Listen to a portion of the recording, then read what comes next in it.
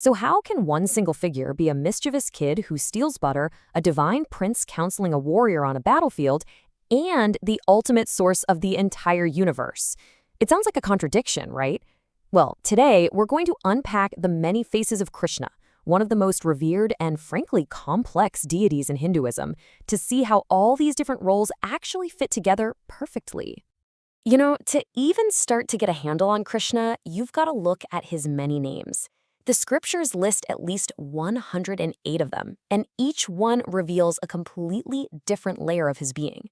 For instance, he's called Mohan, the enchanter who just captivates your soul, but he's also Gopala, the protector of all living things. So you see, these aren't just labels, they're like doorways into understanding just how vast his identity really is. So which one is the real Krishna? The epic hero, the playful trickster, or the actual source of the universe itself? Well, the incredible answer is he's all of them. And over the next few minutes, we're going to see exactly how all these amazing pieces come together.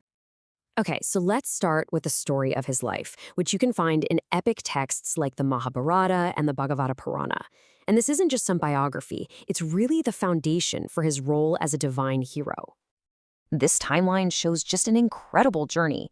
His life literally begins in danger, escaping a death sentence from his own uncle.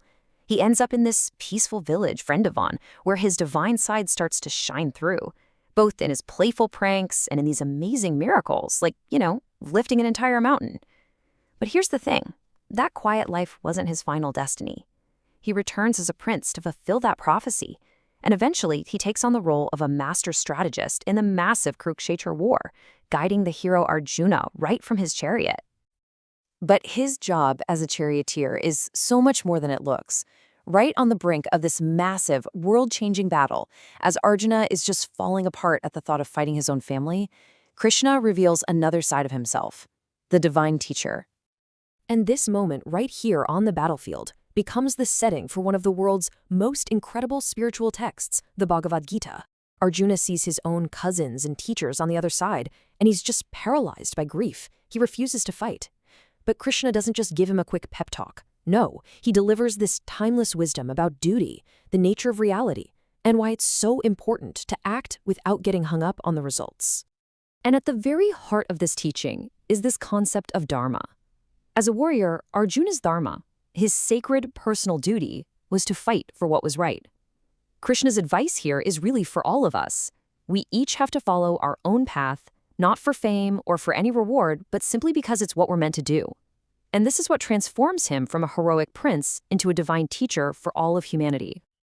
Now that wisdom on the battlefield, where a prince becomes a spiritual guide, that's actually a clue to Krishna's ultimate identity. While the Mahabharata shows him as this key player on Earth, other texts, like the Brahma Samhita, kind of pull back the cosmic curtain to show us something even bigger, that Krishna isn't just part of the story. He's the author of reality itself. The ancient Brahma Samhita kicks things off with this incredibly powerful statement, calling Krishna the Supreme Godhead. The really key idea here is that his form, his body, is described as being totally spiritual. It's eternal and it's full of bliss. This isn't a temporary body like ours. This is his true transcendent self. And then this next line goes even deeper. It says he's anadi, which literally means without an origin. I mean, think about it. Everything in our universe, from a star to a simple thought, has a cause, right? But this text positions Krishna as the one being who exists before all of that. He's the ultimate starting point. And this all leads to the ultimate title, Sarva Karana Karanam. It means the prime cause of all causes. He's the root of the entire tree of existence, the source from which everything, time, space, all of creation flows. From this point of view, he's not just a god, he is the fundamental principle of reality itself. This brings us to a really important theological point.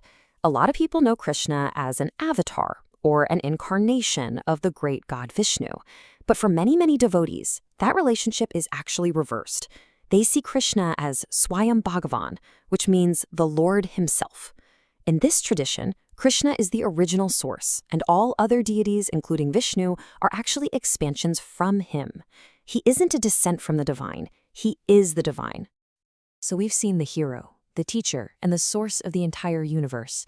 How can all of these things exist in one being? What's the thread that connects the playful cowherd to the cosmic creator? Well, across all these stories, the answer is always love. Every single facet of his being expresses a different flavor of this divine love. The hero on the chariot? That's protection and compassion. The mischievous kid in the village? That's a symbol of pure tenderness and joy.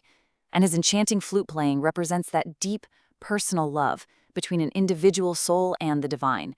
All of these different aspects flow from that one central theme. So in the end, the many faces of Krishna really reflect our own search for meaning. His story seems to suggest that the divine isn't some far-off, singular concept. Instead, it can be found in our moments of joy, in our commitment to our duty, in our search for wisdom, and maybe most of all, in our own capacity for love.